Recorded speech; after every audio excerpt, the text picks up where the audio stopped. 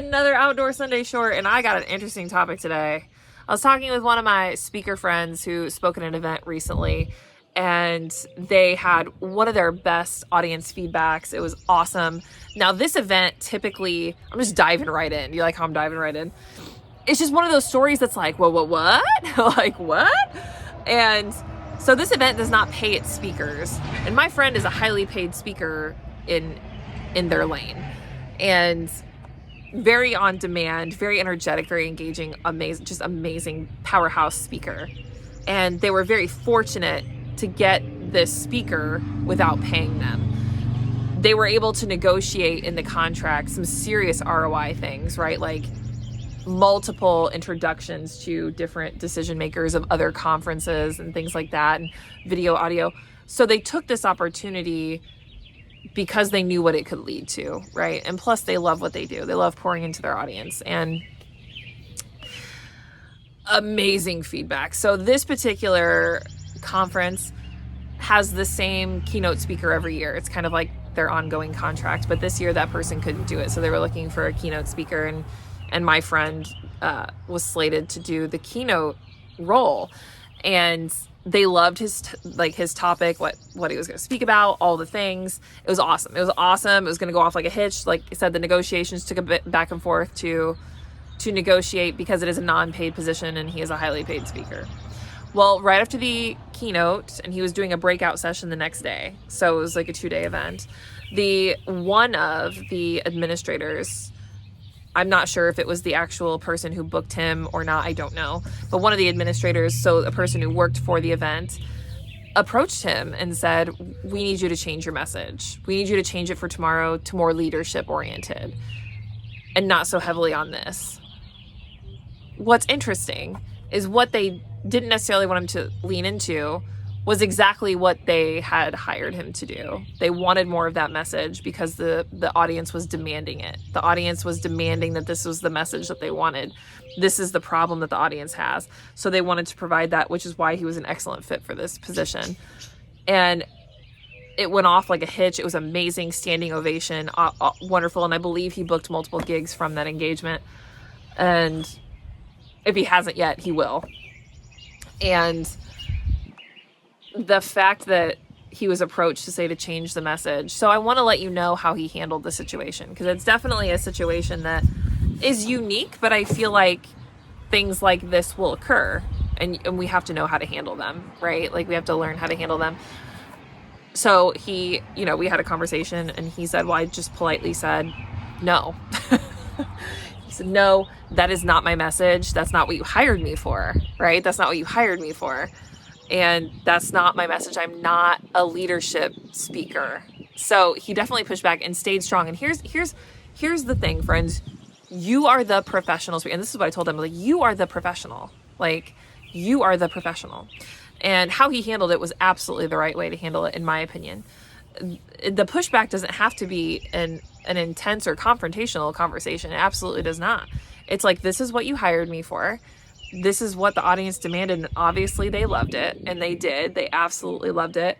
And he was like, it's also unfair of you to approach me in the middle of a conference and ask me to change something to something that isn't even my message. And here's the thing I want to let you guys know also. This was a non-paid position for a speaker.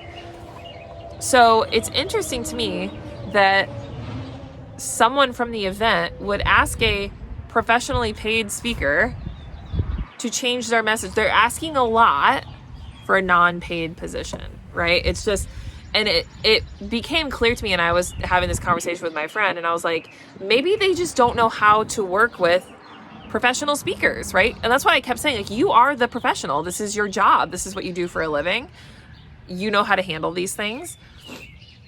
And maybe they just don't. Maybe they just don't know how to. So when he even ran his discovery call, that was kind of new to them. They were like, oh, so it was a learning process. But I say all of this to say, the next day he stuck true to his message. And when he had his post-event call, he actually gave them some more feedback on that in the future, you should look towards hiring professional speakers, like actually make a budget for that, because you're going to get a lot more out of your speakers, which is the feedback he got from the event, from the audience members and people in attendance, was just some of the best feedback they've had ever. And it just goes to show that he is the professional, right? And when you pay to bring in speakers, that's the service you're paying for, a professional speaker. So I say all this to say, you are the professional. You've heard me say that before. And running discovery calls is so important and critical. And he had all that documented and all the things to put together, this amazing keynote presentation for this organization that typically doesn't see this caliber of speaker. And it was just an interesting conversation. I instantly knew this was something I wanted to tell you guys on the Sunday Shorts, because that's what I like about the Sunday Shorts, is it's not just like, I'm not sure I understand. Siri doesn't understand. It's not, it's okay, Siri, I got you.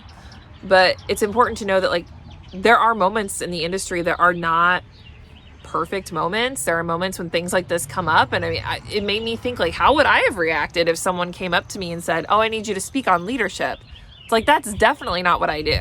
So something I do in my pre-event calls is I also reiterate the topic. So yes, people book speakers 6 to 12 months in advance. So we're talking advance. There's a bee flying around, but he's just chilling. We're talking advance. So oftentimes that's why the pre-event meeting is so critical, is I like to revisit that stuff. I like to say, this is the topic we landed on. I'm super excited. I just wanted to reiterate that this is the message that your audience needs. Even though we already have a proposal in the contract, they have slept since then. I want to be respectful of the fact that this is the topic that we wanted to lean into. So there are no surprises, right? There are no surprises. Just an interesting situation, right? Just interesting. But just an interesting conversation. Just interesting. So I always want you to know that you are the professional. And so I say, what I mean by that is, if someone approaches you, and again, I had to think about how I would have handled it myself, but if someone approaches you, I mean, I think it's really easy for us to become internalized and be like, oh my God, did I mess up? Did I do something wrong? Like, da-da-da. It's like, you did everything right? Like, you did everything you were supposed to do. You executed well. This is what you were contracted to do.